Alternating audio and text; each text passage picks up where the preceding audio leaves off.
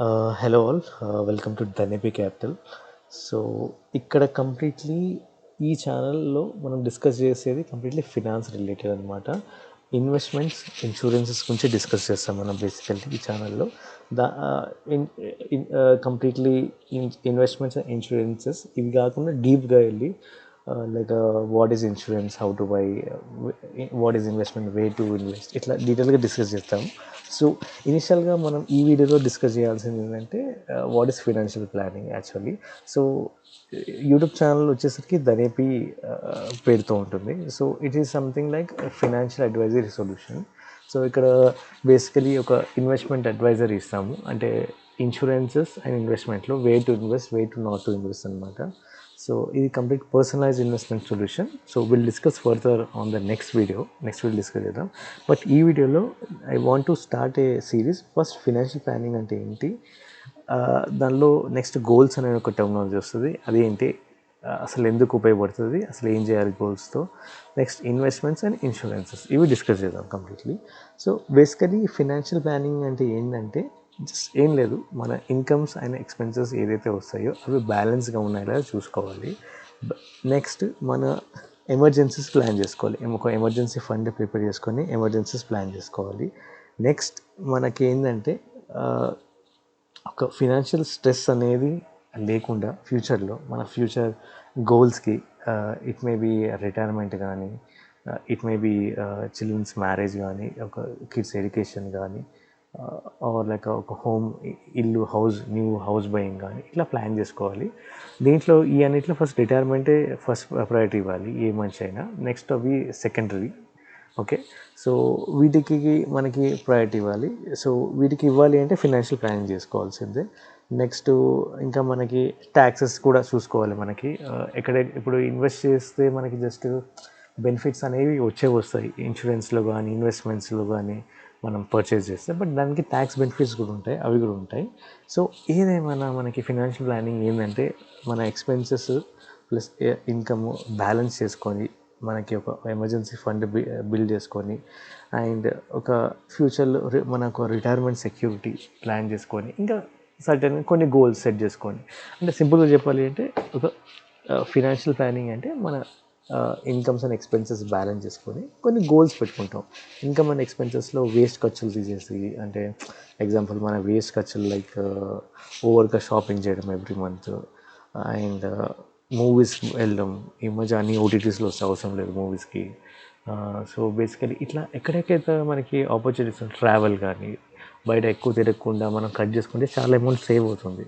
So ఇలా cut చేసుకుంటే మనకి ఫినాన్షియల్ ప్లానింగ్ అనేది చేసుకోవచ్చు. దీస్ ఆర్ ద, అంటే income and expenses balance maintain చేయడం, మనకి ఎక్స్పెన్సెస్ కట్ షార్ట్ చేయడం, ఎక్స్పెన్సెస్ తగ్గించుకోవడం basically.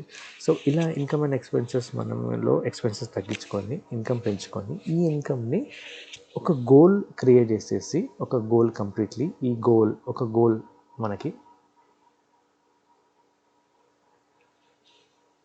So income and expenses set చేసుకొని, ఎక్స్పెన్సెస్ తగ్గించుకొని ఇన్కమ్ పెంచుకొని ఒక గోల్ సెట్ చేసుకోవడం బేసికల్లీ. గోల్స్ అంటే ఫస్ట్ ఎట్లా ఉంటుందంటే మనకి ఫినాన్షియల్ పరంగా ఫస్ట్ రిటైర్మెంట్ ప్లానింగ్ వస్తుంది. నెక్స్ట్ రిటైర్మెంట్ ప్లానింగ్ తర్వాత ఫ్యూచర్ సేవింగ్స్ కోసం రిటైర్మెంట్ ప్లానింగ్, అండ్ నెక్స్ట్ ఒక చిల్డ్రన్ ఎడ్యుకేషన్ కానీ, ఒక హోమ్, ఇంట్లో ఒక ఫ్యూచర్ కొన్ని రోజులు అయినాక ఒక ఇల్లుని కొనడం, హోమ్ ఒక goal. So purchasing a home ఒక గోల్, రిటైర్మెంట్ ఒక goal, okay, children's education, children's marriage, అట్లా అట్లా టైప్ ఆఫ్ గోల్ పెట్టుకొని మనం దాని తగ్గట్టు ఇన్వెస్ట్ చేసుకుంటూ పోవడం అనమాట. ఇది మన గోల్స్. ఇట్లా సెట్ చేసుకోవాలి, పెద్ద ఏముండదు ఇలా కష్టపడాల్సింది. నెక్స్ట్ ఈ గోల్స్ అచీవ్ అవ్వాలంటే మనకి ఫినాన్షియల్ ప్లానింగ్లో 2 వేస్లో మనకి అచీవ్ అవుతాయి అన్నమాట. 2 ఇన్స్ట్రుమెంట్స్లో పెట్టాలి basically, investments and insurances. So first insurance start చేస్తాను. ఇన్సూరెన్సెస్లో బేసికలీ చాలా రకాలు ఉంటాయి, బట్ మనం ఓన్లీ ఇన్వెస్ట్ చేయాల్సింది రెండిట్లో. ఐ మీన్ ఒక health insurance, good health insurance, good term insurance అనమాట. And car insurance also, or bike insurance అనేది అది మ్యాండేటరీ, అది పక్కన పెట్టేసేది. But since we are planning for financial planning, ఒక good health insurance and good term insurance మనం plan చేసుకోవాలి ఇలా. సో నెక్స్ట్ అలా ఇవి మ్యాండేటరీ అనమాట ఒక పర్సన్కి. ఒకవేళ ఎట్లా ఉంటుందంటే హెల్త్ ఇన్సూరెన్స్ అనేది మనకి ఏమైనా అయితేనే వస్తాయి. సో హెల్త్ ఇన్సూరెన్స్లో కూడా అందరూ అంటారు మనకి ఏమైనా అయితేనే వస్తుంది కదా, ఎందుకు తీసుకోవడం అంటారు. అంటే ఏమో చెప్పలేము ఫ్యూచర్లో ఎలా ఉంటుంది మనకి ఏంటి అనేది. ఇప్పుడు అన్నీ బాగున్నప్పుడే హెల్త్ ఇన్సూరెన్స్ ఇస్తారండి మనకి బయట.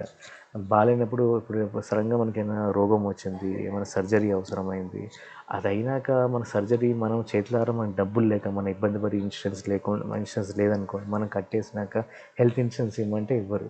హెల్త్ ఇన్సూరెన్స్ అనేది బాగున్నప్పుడు ఇస్తారు, ఇచ్చినప్పుడు తీసుకోవాలి మనం. మంచి అమౌంట్ అంటే ఇన్సూరెన్స్ కూడా ఇచ్చినప్పుడే తీసుకోవాలి. మళ్ళీ దానికి వెయిటింగ్ పీరియడ్స్ ఉంటాయి ఒక 3 years. సో అలా ఇన్సూరెన్స్ అనేది కంపల్సరీ మ్యాండేటరీ. సో ఇచ్చినప్పుడే తీసుకోవాలి. సో ఇది హెల్త్ ఇన్సూరెన్స్ గురించి. Next term insurance. Term insurance ఏంటంటే బేసికలీ మనం ఎవ్రీ మంత్ ఇంత అమౌంట్ కడతాం. ఒక 15,000, ఒక 1 crore రూపీస్ అమౌంట్కి 15,000 కడతాం. మనకి ఏమైనా అయితే డబ్బులు వస్తాయి, మనకి ఏమైనా అయిపోతే రాదు. ఓకే, ఇప్పుడు కొత్తగా ప్లాన్స్ వచ్చాయి. మనకి ఏమైనా అయితే మన 1 crore రూపీస్ వస్తుంది. అంటే మనకి ఏమైనా అయితే అంటే ఎక్స్పైర్ అవుతాయి. టర్మ్ ఇన్సూరెన్స్లో ఒక మనిషి చనిపోతేనే డబ్బులు వస్తాయి, చనిపోతే రావు. బట్ ఇప్పుడు కొత్తగా వచ్చిన టర్మ్ ఇన్సూరెన్స్లో మనిషి చనిపోతే 1 crore రూపీస్ డబ్బులు వస్తాయి మనకి. చనిపోకుండా బతికాడే అనుకోండి, ఒక 75 years వరకు, 60 years మనం సెలెక్ట్ చేసుకోవాలి ఏ ఇయర్ వరకు అయితే మనకి ఎవ్రీ ఇయర్ కట్టాలి అని. ఎవ్రీ ఇయర్ కట్టాలి ఇన్సూరెన్స్. సో 75 years వరకు సెలెక్ట్ చేసుకున్నామని ఎవ్రీ ఇయర్ కట్టాలి 75 years వరకు. సో 75 years వరకు బతుకున్నారు అనుకోని, ఇంతవరకు మీరు ఏదైతే కట్టారో ఆ డబ్బులు వస్తాయి. అంటే దాని మీద ఇంట్రెస్ట్ రాదు, ఏం రాదు. సో మన డబ్బులు మనకు వస్తాయి. ఏమైనా మన ఈ లోపల మనం చనిపోతే అప్పుడు మనం 1 crore రూపీస్ పాలసీ తీసుకున్నాం టర్మ్ ఇన్సూరెన్స్, అది మన ఫ్యామిలీకి వస్తుంది. సో బేసికల్ టర్మ్ ఇన్సూరెన్స్ ఎవరు తీసుకోవాలి అంటే ఒక ఫ్యామిలీ హెడ్ తీసుకోవాలి. అంటే ఫ్యూచర్లో మనకి ఏమైనా అయితే మన ఫ్యామిలీ రోడ్ మీద పడకుండా కాపాడుతుంది health and term insurance.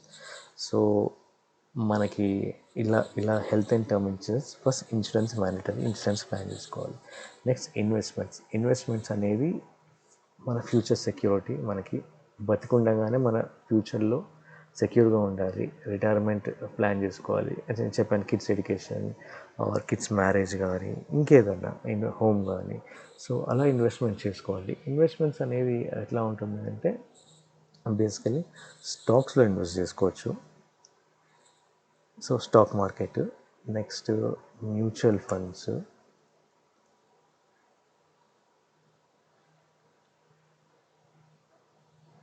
Next gold,